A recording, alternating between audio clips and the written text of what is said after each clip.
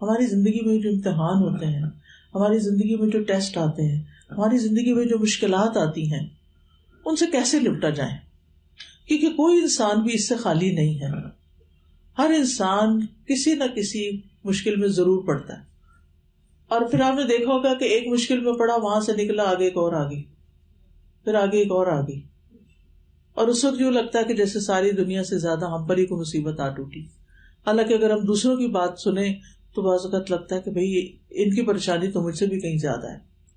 بہرحال اللہ سبحانہ وتعالیٰ مشکلات کے بارے میں قرآن مجید میں فرماتے ہیں فَإِنَّ مَعَ الْعُسْرِ يُسْرًا إِنَّ مَعَ الْعُسْرِ يُسْرًا، بے شک ہر مشکل کے ساتھ ایک آسانی ہے، بے شک اسی مشکل کے ساتھ ایک اور آسانی ہے. یعنی جہاں مشکلات ہیں وہاں آسانیاں بھی ہیں. رسول اللہ صلی اللہ علیہ وسلم نے یہ فرمایا کہ مدد صبر کے ساتھ ہے. یعنی جب کوئی مشکل آ جائے تو صبر سیکھو، صبر کرو، کیونکہ صبر کے ساتھ اللہ کی مدد آتی ہے. قرآن مجید میں آتا ہے ان اللہ مع الصابرین، بے شک اللہ صبر کرنے والوں کے ساتھ ہے، اللہ ان کی مدد کرتا ہے. حدیث میں آتا ہے کہ مدد صبر کے ساتھ ہے، کشادگی تنگی کے ساتھ ہے، اور بے شک ہر مشکل کے ساتھ ایک آسانی ہے، بے شک اسی مشکل کے ساتھ ایک اور آسانی ہے. جب مشکل آئے تو ہمیں تو صرف مشکل ہی نظر آتی ہے، آسانی کون سی ہے وہاں، یا اس میں خیر کون سی ہے؟ تو پہلی بات تو ہمیں یہ یاد رکھنی چاہیے کہ انسان کو کوئی بھی جو تکلیف آتی ہے اس کی وجہ سے اس کے درجات میں بلندی ہوتی ہے. اگر وہ صبر کرتا ہے تو اس کو ثواب ملتا ہے، اللہ کا قرب نصیب ہوتا ہے، انسان میچور ہوتا ہے، پختہ ہو جاتا ہے، اور انسان کو اس دنیا میں رہنے کا ڈھنگ آتا ہے. آپ نے دیکھا ہوگا کہ جو بچے، جو لوگ مشکلات سے نکلتے ہیں اور محنت کر کے آگے بڑھتے ہیں ان کی بات ہی کچھ اور ہوتی ہے، اور جن بچوں کو سونے کا نوالا ملتا ہے عام طور پر وہ بڑے ہو کر نکمے ہی ثابت ہوتے ہیں. تو مشکلات جو ہیں دنیا میں بھی انسان کو پختہ کرتی ہیں، اور آخرت میں تو خیر بہت سارے اجر و ثواب ہیں. نبی صلی اللہ علیہ وسلم نے فرمایا مسلمان جب بھی کسی پریشانی، بیماری، رنج و ملال، تکلیف اور غم میں مبتلا ہو جاتا ہے، یہاں تک کہ اگر اسے کوئی کانٹا بھی چبھ جائے تو اللہ تعالیٰ اس کو بھی اس کے گناہوں کا کفارہ بنا دیتے ہیں. یعنی ایک کانٹا بھی اگر چبھتا ہے تو اس سے بھی اس کو اجر ملتا ہے اور اس کے گناہ معاف ہو جاتے ہیں. اب یہ ہے کہ اگر تکلیف آ جائے تو پھر کریں کیا ہم؟ سب سے پہلی بات یہ ہے کہ اللہ کی طرف رجوع کریں، اللہ سبحانہ تعالیٰ کو پکاریں، اس سے دعا کریں، اس کا تقوی اختیار کریں. اور تقوی کیا ہے کہ جن کاموں کا اس نے حکم دیا وہ کریں، اور جن چیزوں سے منع کیا ان سے رک جائیں، کیونکہ اس کے بڑے فائدے قرآن میں بتائے گئے تقوی کے. اللہ تعالیٰ فرماتے ہیں وَمَن يَتَّقِ اللَّهَ يَجْعَل لَّهُ مَخْرَجًا وَيَرْزُقْهُ مِنْ حَيْثُ لَا يَحْتَسِبُ، اور جو اللہ سے ڈرے گا وہ اس کے لیے نکلنے کا کوئی راستہ بنا دے گا، اور اسے وہاں سے رزق دے گا جہاں سے اس نے گمان بھی نہیں کیا ہوگا. یعنی رزق کا وہ دروازہ کھلے گا جو اس نے کبھی سوچا بھی نہیں ہوگا. اور یہ اللہ تعالیٰ کا فرمان ہے. اللہ سبحانہ تعالیٰ یہ ہمیں بتا رہے ہیں کہ ایسا ہوگا، لیکن اس کے لیے تقوی اختیار کرنا ضروری ہے. اسی طرح اجتماعی طور پر جس قوم کے اندر تقوی آتا ہے اللہ تعالیٰ اس پر آسمان اور زمین سے برکتوں کے دروازے کھول دیتے ہیں. وَلَوْ أَنَّ أَهْلَ الْقُرَىٰ آمَنُوا وَاتَّقَوْا لَفَتَحْنَا عَلَيْهِمْ بَرَكَاتٍ مِّنَ السَّمَاءِ وَالْأَرْضِ، اگر واقعی بستیوں والے ایمان لے آتے، اللہ کا تقوی اختیار کرتے، تو ہم ان پر آسمان اور زمین کی برکتوں کے دروازے کھول دیتے. آج آپ دیکھیں کہ ہمارا ملک جو ہے وہ کافی پریشانی کا شکار ہے، لوگ کافی مشکلات میں گھرے ہوئے ہیں، اور کسی کو بھی سمجھ نہیں آتا کہ ہم کیا کریں، کس طرف جائیں. ایسے میں صرف مشکلات کا تذکرہ کرتے رہنے سے مشکلات نہیں حل ہوتی. مشکلات میں قومی طور پر، اجتماعی طور پر سب کو مل کر اللہ کی طرف رجوع کرنے کی ضرورت ہے. اللہ تعالیٰ سے اپنے گناہوں کی معافی مانگنے کی ضرورت ہے، اللہ کو راضی کرنے کی ضرورت ہے. جو مظلوم و محروم طبقات ہیں ان کا خیال رکھنے کی ضرورت ہے. پھر اسی طرح دوسری چیز اللہ سے دعا کرنا، اللہ سبحانہ وتعالیٰ کے آگے گڑ گڑانا، نماز پڑھنا، اور خاص طور پر رات کی نماز یعنی تہجد. تہجد جو ہے وہ دعاؤں کی قبولیت کا وقت ہوتا ہے، اور اس وقت جو مانگا جاتا ہے وہ قبول ہوتا ہے.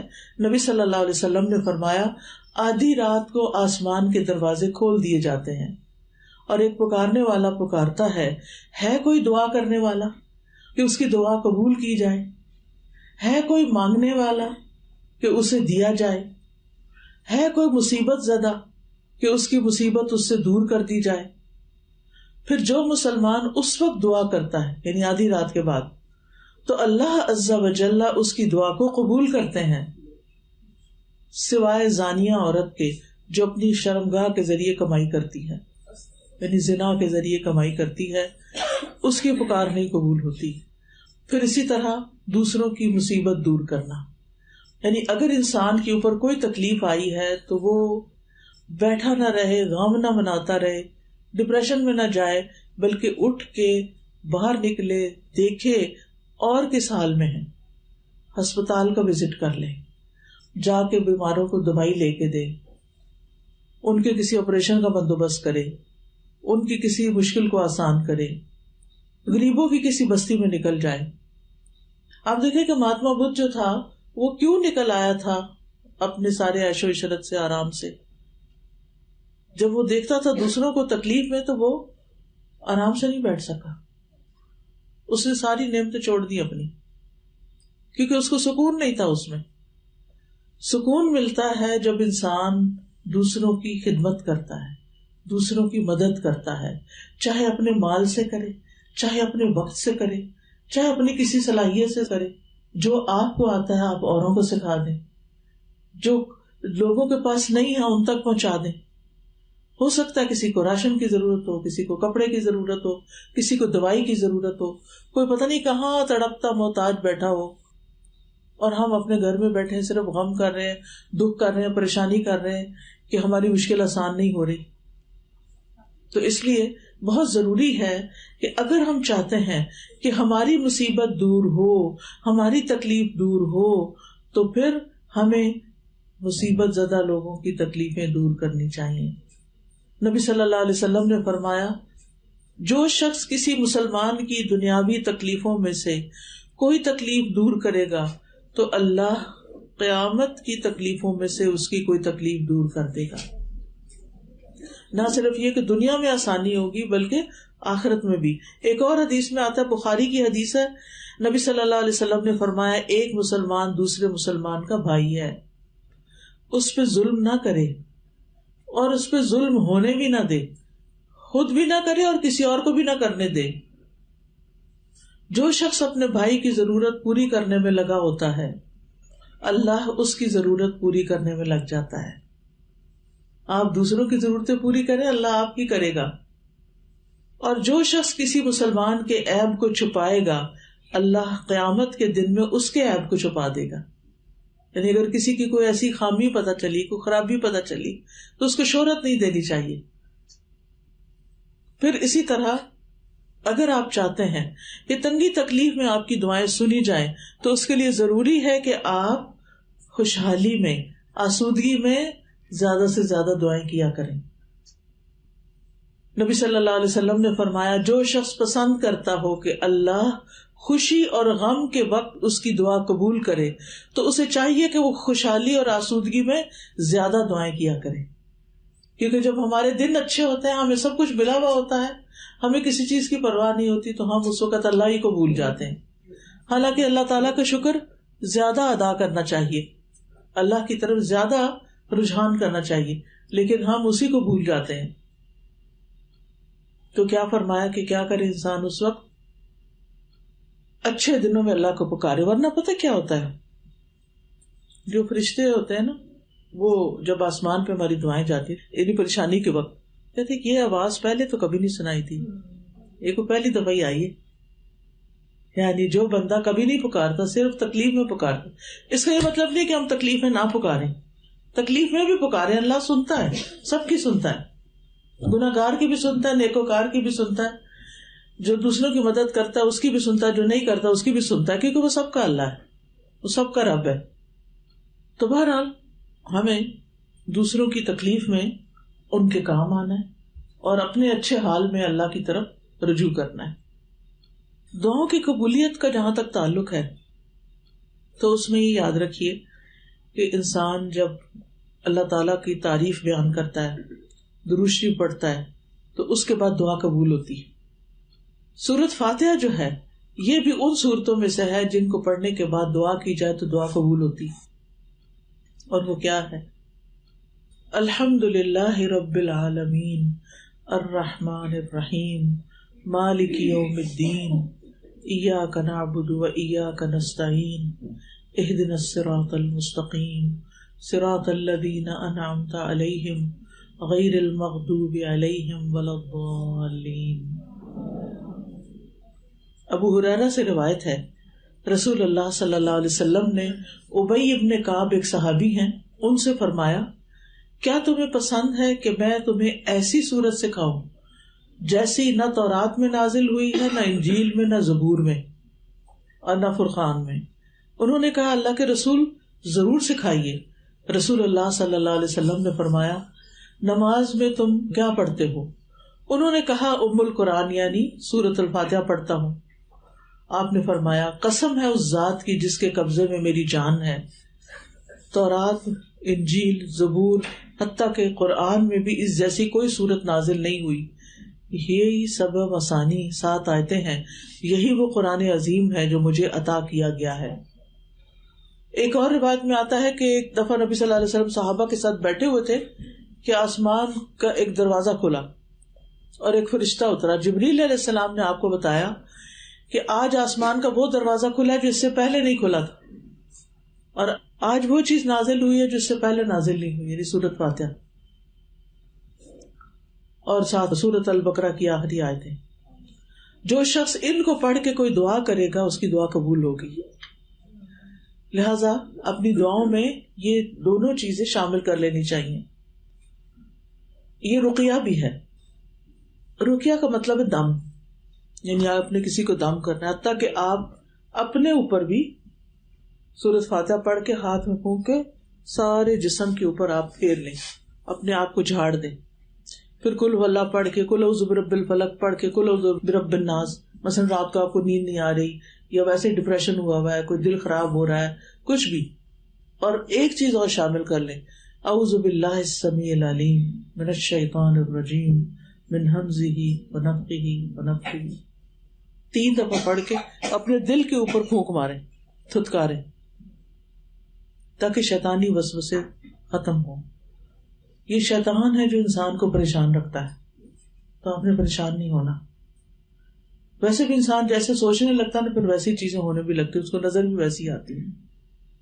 دوسری دعا جو بہت فائدہ دیتی ہے غم میں، رنج میں، تکلیف میں، دکھ میں، پریشانی میں، مشکلات میں.